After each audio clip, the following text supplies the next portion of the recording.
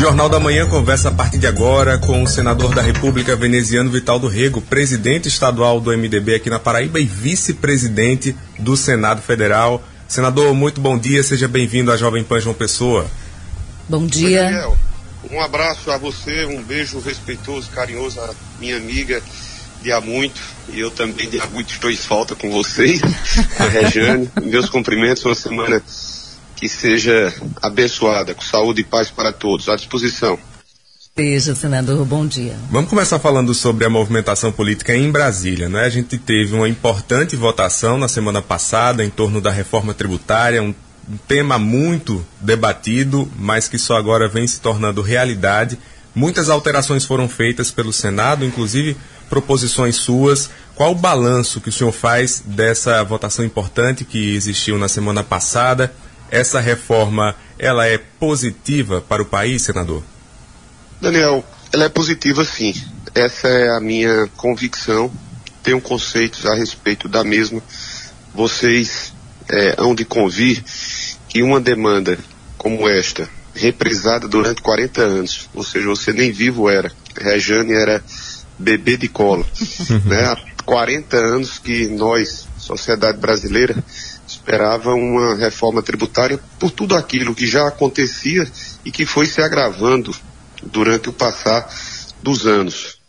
Legislações que se sobrepunham a outras e, ao se sobreporem, impunham aos consumidores a exigência de uma carga cada vez mais escorchante, cada vez mais injusta. A forma e o modelo regressivo, cumulativo, também era extremamente e é impiedoso. Então era preciso que nós tomássemos essa decisão, e esse momento permitiu-se. Por quê? Porque tanto o governo federal assim se dispôs, os governos municipais e governos estaduais também bem o sabem dessa necessidade, e mais ainda a sociedade, e principalmente os consumidores que pagam muito e que terminam não tendo a resposta desejável.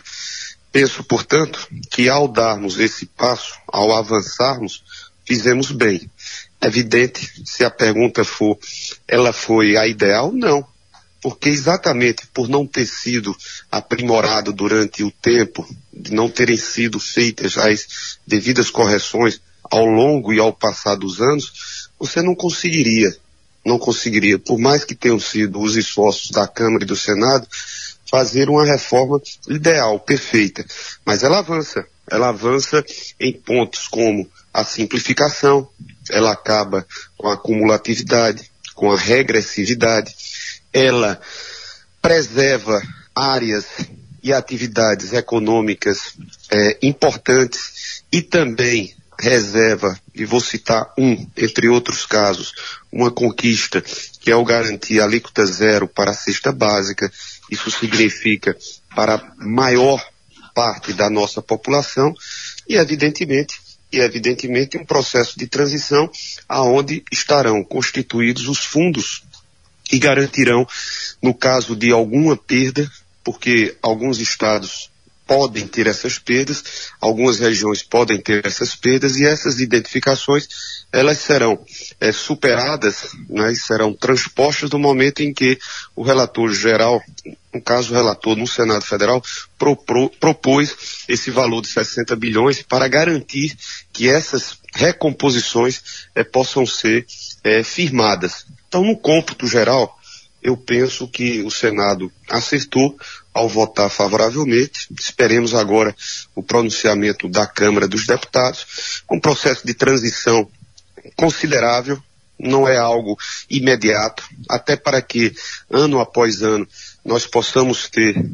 e ver a desenvoltura dessas mudanças. Não vai ser uma coisa abrupta que possa prejudicar ou um segmento que se sinta nesse instante questionando de alguns prejuízos. É um processo de transição até o ano de 2032, então isso é um fato importante. Como também garantiu, num processo de transição longo, que as cobranças sobre o consumo se dê no destino e não na origem, como há muito nós principalmente os estados nordestinos, os estados nortistas, assim pretendíamos. Foi outro ponto posto na reforma tributária que eu identifico como salutar. Senador, ainda falando sobre essas questões de ordem tributária, o senhor relatou, né, a lei, né, o projeto que virou lei que compensa estados por perdas aí do ICMS. Eu queria que o senhor falasse um pouquinho a respeito do impacto que isso deve causar nos estados, né, e municípios, e, sobretudo, em prefeituras como a de Campina Grande, onde o próprio prefeito, hoje seu aliado, Bruno Cunha Lima, acabou promovendo uma reforma administrativa e retirando, demitindo uma série de pessoas de dentro da prefeitura, né, alegando exatamente questões orçamentárias, falta de dinheiro por conta de atraso de repasse, por exemplo, do Fundo de Participação dos Municípios. Então, assim, são duas perguntas em uma, e já trazendo para Campina Grande, para Paraíba, eu queria que o senhor falasse um pouquinho sobre isso. Rejane, eu tive a oportunidade de participar desse processo no Senado, quando relatei na Comissão de Constituição e Justiça, e também relatei o PLP 136 em plenário. Ainda bem que em ambos ambientes tivemos a aprovação à unanimidade. Esse é um projeto que recompõe, como você bem o disse, a ementa dele era exatamente atender às perdas que houve para os estados, principalmente quando no ano de 2022, você vai lembrar bem, Daniel, todos nós vamos nos lembrar, o governo de então fez muito mais com um propósito político, eleitoreiro, uma diminuição, ou impôs uma diminuição por parte dos estados do ICMS sobre os combustíveis, e isso terminou impactando, queiramos ou não, nas contas públicas estaduais, e repercutiu no ano de 2023. O Congresso se predispôs juntamente com o governo federal, quando o presidente assumiu. Essa demanda foi feita, também temos que levar em consideração, por 11 estados no Supremo Tribunal Federal. Ao término, se chegou a um consenso, estabelecido um acordo entre os três poderes, ou com os três poderes participantes, e quem caberia fazer essa análise sob o ponto de vista legislativo seria o Congresso. O governo enviou essa proposta, foi apreciada na Câmara, depois no Senado, fizemos algumas modificações, mas modificações que penso importantes. Uma delas foi exatamente o de garantir a antecipação. Os estados, no acordo, estariam como previsão para receber os 10 bilhões de reais do ano de 2024 em 2024. E isso foi antecipado para o ano de 2023. Os municípios receberão 2,4 bilhões rateados nos 5.570, ou pelos 5.570 municípios, de acordo com a identificação. Cada município terá que comprovar as perdas que houve em relação ao FPM, em especial nesses meses de junho, julho e agosto e setembro. Eu tenho como uma iniciativa fundamental, afinal de contas, você bem salientou, algumas dessas gestões sofreram mais do que outras. As repercussões, elas tiveram maior alcance em alguns municípios, em alguns estados, em comparação com outras. A cidade de Campina Grande foi uma destas que se ressentiu muito, levando inclusive a atual gestão a tomar medidas drásticas, né? Não desejáveis, drásticas, em razão dos episódios orçamentários e financeiros que houve. Com essa recomposição, nós teremos até o final do ano a oportunidade das gestoras e dos gestores arejarem as suas contas. Na quinta-feira, Rejane e Daniel, o Congresso Nacional se reuniu, como item único de pauta foi exatamente a aprovação do PLN. O governo federal precisava ter, legalmente falando, a aprovação do PLN para que já até o dia 10 de dezembro esses recursos já possam ser transferidos às contas dos estados e de municípios. E com isso, o término do ano ser menos aflitivo para as gestões municipais e estaduais. Senador, aproveitando já esse gancho que Rejane fez sobre a gestão de Campina Grande especificamente, vamos falar um pouco sobre essa aliança que se formalizou nos últimos meses com o prefeito Bruno Cunha Lima. O senhor era crítico a essa gestão, apontava ali alguns problemas, mas tem nos últimos meses auxiliado Bruno, em Brasília inclusive, na busca de recursos na área de alimentação, enfim, em outros pontos da cidade também. Qual a sua avaliação hoje da gestão que vem sendo criticada pela oposição por alguns pontos como a questão econômica, diante desse cenário que a gente debateu agora há pouco, mas também apagão em unidades de saúde e outras situações ali na cidade? Qual a avaliação, o balanço que o senhor faz dessa aliança e da atual gestão em Campina? Daniel, primeiro, a minha aliança ela é atemporal, ela é em todo o tempo junto a Campina Grande e junto aos municípios. Quando eu digo Campina Grande, evidentemente por força de eu ser filho da cidade, de ter sido vereador por ela, de ter administrado durante 8 anos e ter podido, me permito a imodéstia, ter realizado mais de 3.000 obras, independente. Quando era Romero Rodrigues, o prefeito, também nós ajudamos a gestão, porque não é a ajuda para fulano ou para Beltrano, não é uma ação política que beneficie esta ou aquela gestão, é beneficiar a cidade. Não é o fato da nossa aproximação política que se deu principalmente porque em 2022, você vai recordar, Rejane, a população paraibana vai recordar, nós votamos em Pedro no segundo turno. E isso terminou por fazer essa aproximação. A aproximação com o PSDB, com os seus integrantes, parcerias políticas nas suas bases, como é o caso que nós estamos fazendo com os companheiras que apoiam a deputada Camila Toscano, o deputado Fábio Ramalho, prefeitos do PSDB que têm recebido de nós a ajuda lá em Brasília, e nós também o fizemos aqui em Campina Grande. Se você me pergunta, veneziano, independente de participar ou não da gestão, você continuaria? Claro, essa é a minha obrigação.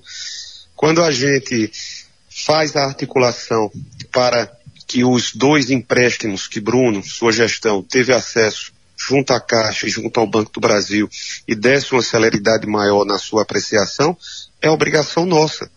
Quando a gente viabiliza 2,5 milhões de reais para a reforma da maternidade Elpidio de Almeida, 2,5 milhões de reais para a aquisição de maquinários na Secretaria de Agricultura, quando o nosso mandato viabiliza a chegada do Hospital do Amor, na primeira fase com a entrega da carreta, né, que são os consultórios postos nesta carreta, ou seja, nesta unidade móvel, semana retrasada, inclusive com a presença do diretor clínico do hospital para a identificação da área aonde o hospital vai ser instalado provisoriamente até a instalação definitiva com a construção dele. Hospital, são cerca de 40 milhões de reais que também se viabilizou por meio do trabalho nosso e a época da senadora Nilda. Quando a gente viabiliza 2 milhões de reais, você lembrou bem, para assistência social, parte desses recursos para financiar, ajudar, custear algumas entidades sociais aqui de Campina Grande. Tudo isso tem, de fato, a marca de quem quer ajudar, colaborar, participar.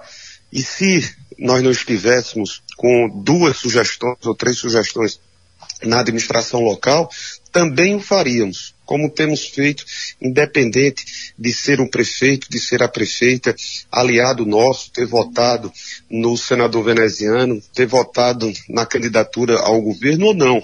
Eu fico muito feliz, sabe, Daniel e Rejane, de poder, como agora, essa semana que passou, 2 municípios, né, receberam em convênios cerca de 17 milhões e meio de reais para 2 obras importantes, Triunfo e Joca Claudino, obras de barragem. Há 1 mês e meio, foi o município de São João do Rio do Peixe, 15 milhões de reais. E se você me pergunta, todos eles votaram em você? Não, Rejane e Daniel. Esse é o sentido maior do nosso mandato, é participar dos municípios e participar de maneira efetiva. Eu espero que, evidentemente, as ações administrativas de Bruno possam fazer com que ele tenha esse reconhecimento. É registrável as ações que começam a ser postas em prática, principalmente quando você fala sobre a completa reurbanização do Parque Evaldo Cruz, que é bem conhecido de Rejane. Acho que você também, Daniel, sabe a importância, a interligação do Parque do Povo ao Evaldo Cruz, as novas avenidas que estão sendo abertas, garantindo a interligação de regiões que antes dependiam apenas de um ou de dois acessos. São ações que estão sendo desenvolvidas por Bruno, pela sua gestão, e que permitirão, penso eu, o alcance por parte do cidadão e da cidadã. Mas isso aí a gente tem que aguardar, isso é um processo, isso não é imediato, isso não é instantâneo, isso é o dia a dia de quem faz a gestão pública. Senador, o prefeito de Campina Grande, Bruno, ele sempre esteve alinhado de uma forma contumaz ali com o ex-presidente Jair Bolsonaro. O senhor, por sua vez, com o presidente Lula. Não existe aí um paradoxo nessa aproximação, nessa aliança entre o senhor e o prefeito de Campina Grande? E mais, vou além, existe alguma possibilidade de alinhamento, de aproximação entre Bruno e o presidente? Olha, Rejane, eu primeiro quero dizer a você que, diferentemente de alguns outros agentes políticos locais, Bruno nunca negou a opção que fez na eleição passada em votar em Jair Bolsonaro. Ele nunca negou. Isso é digno, porque tem alguns agentes políticos locais, na Paraíba, que simplesmente desconhecem o fato de terem participado, e é uma coisa muito feia cá para nós. Né? Por quê? Porque basta um revés, como houve o revés em relação a Bolsonaro, com a eleição do nosso presidente Lula, para que essas pessoas já se engajassem como se fossem, desde o início, ávidos defensores dos mesmos. Isso é um ponto que eu lastimo muito, que nós, eleitores, eu, você, Daniel, Antônio, José, não levamos em conta.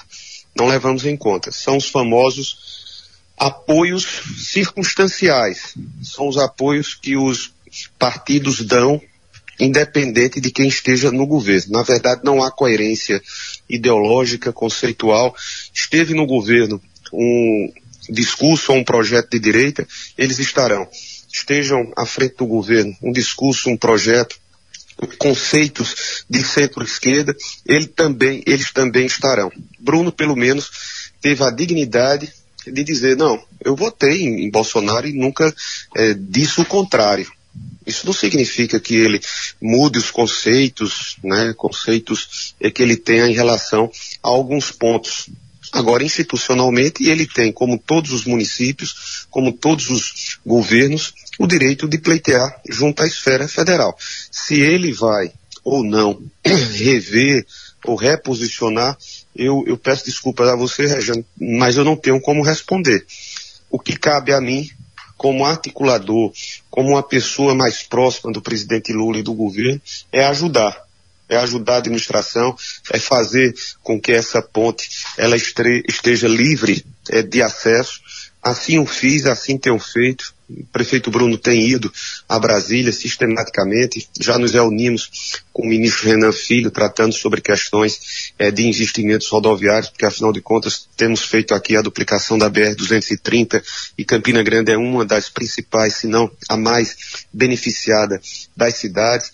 Tratamos com o ministro Wellington Dias, fui com o Bruno na ministra da Mulher, para viabilizar os recursos que Dona Nilda destinou de 8 milhões de reais para a construção da Casa da Mulher Brasileira em Campina Grande. Enfim, tratamos com o Bruno, junto ao ministro Haddad, para a viabilização rápida dos empréstimos da Caixa e do Banco do Brasil. Essa é uma posição que temos adotado. As questões, eu quero me repetir, conceituais, de posicionamento a respeito de alguns temas, principalmente temas que se batiza de costumes, aí eu não tenho como adentrar.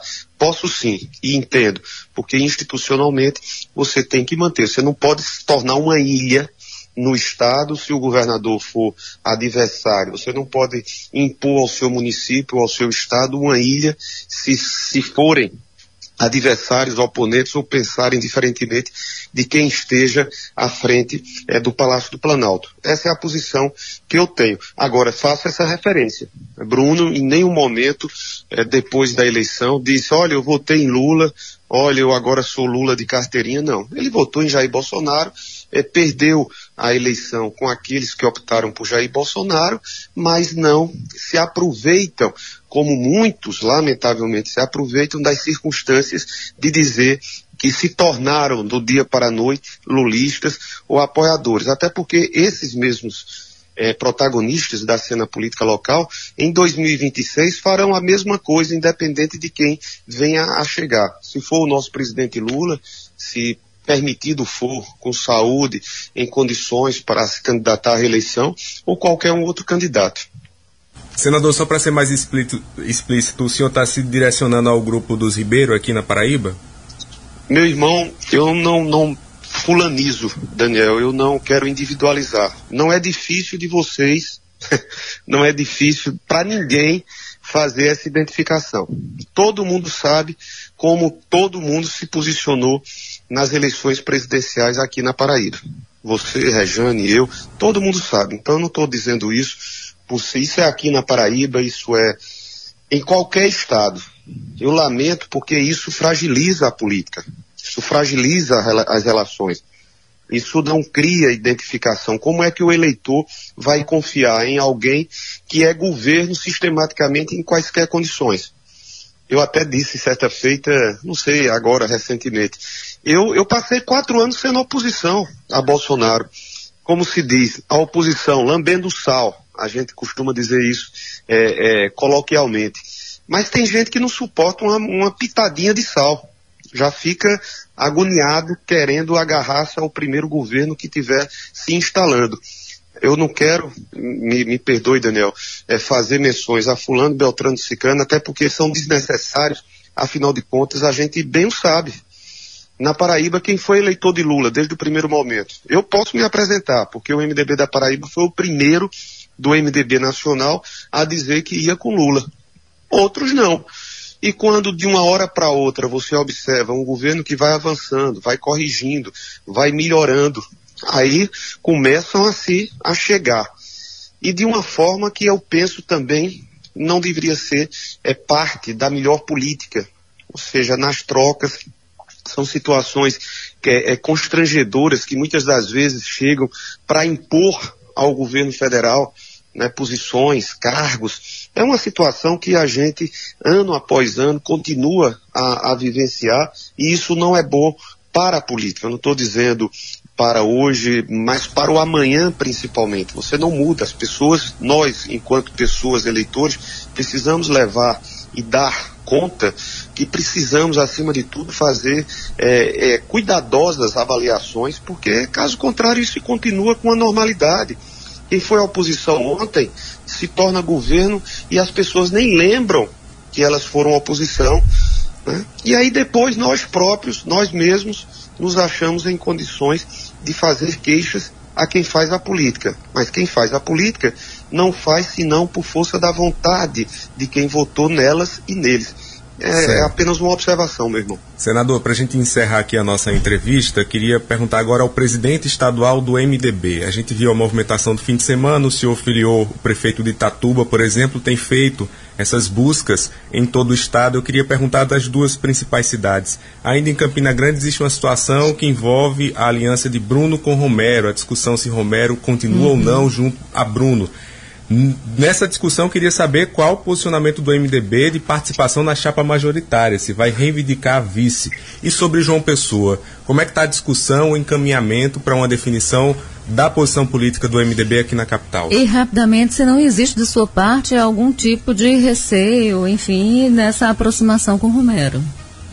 Não, eu confesso a vocês, confesso não, porque não é nem a expressão correta. Tenho dito, tenho falado, a minha posição ela é muito aberta em todos os instantes. Eu não interfiro, não tenho absolutamente qualquer dificuldade. Essa compreensão e essa condução, Daniel e Rejane, é uma condução que cabe a quem está presidindo o processo no governo, que é exatamente o prefeito. Não serei eu, porque nunca fui, e vocês bem conhecem o meu estilo, o meu perfil, a criar qualquer tipo de dificuldade. Disse isso a Bruno, disse isso a Pedro, disse ao ex-governador Cássio. Eu aqui estou na condição de senador, votado em Campina Grande e, portanto, fazendo por Campina Grande, e graças a Deus, fazendo muito, porque ela é merecedora. Se Romero permanecerá ou não, não me cabe. Não conheço as razões e não me interessa saber.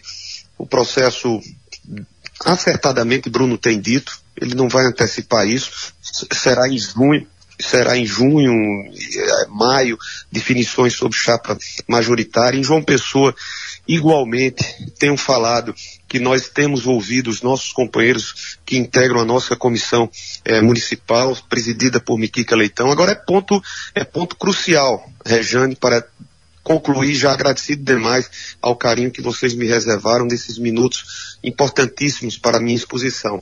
É fundamental que as decisões locais, sejam estas em João Pessoa, Campina ou em quaisquer outros municípios, se deem de conformidade e em convergência com os propósitos, os interesses e as estratégias do MDB, em nível estadual e em nível federal. Não dá para você tomar uma decisão aqui, numa cidade, sem se aperceber da necessidade de convergir com o projeto estadual e com o projeto nacional. O MDB saiu de 9 prefeitos, hoje somos 28 com a filiação, e eu quero agradecer de novo a Josmar Lacerda, prefeito de Itatuba, que fez uma grande movimentação, uma mobilização em torno da sua filiação. Prefeito de Itatuba, devemos estar chegando ao término do ano com 30 prefeitos, e se Deus quiser, muito pés ao chão, conseguir nas eleições de 2024 entre 40 e 50 prefeitos eleitos. Senador, queridos, um grande abraço a você, Daniel, um grande abraço, Rejane.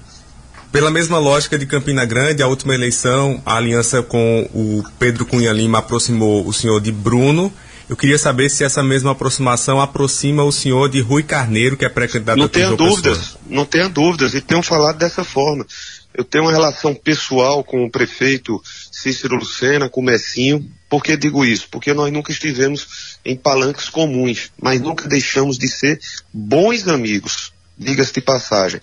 Mas tenho com o Rui também, além da relação de amizade, uma relação que se fortaleceu com o processo de 2022. Significa dizer que já está definido? Não, evidentemente não, porque eu respeito também as opiniões dos meus companheiros vereadores e de outros que integram o MDB.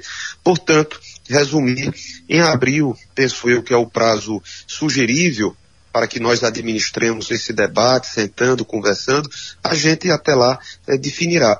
Com ambos, nós temos a facilidade de uma boa relação pessoal. Daniel, um grande abraço, afetuoso abraço, Rejane. Tudo de bom para vocês. Outro senador. Pela atenção, viu? Feliz e saudoso. Daniel, eu tive recentemente, nós nos encontramos lá na convenção do PSDB, mas com você, Rejane, faz um bom tempo que eu não a vi. Um beijo carinhoso, minha amada. Outro. Obrigado, senador. Até mais. Um abraço.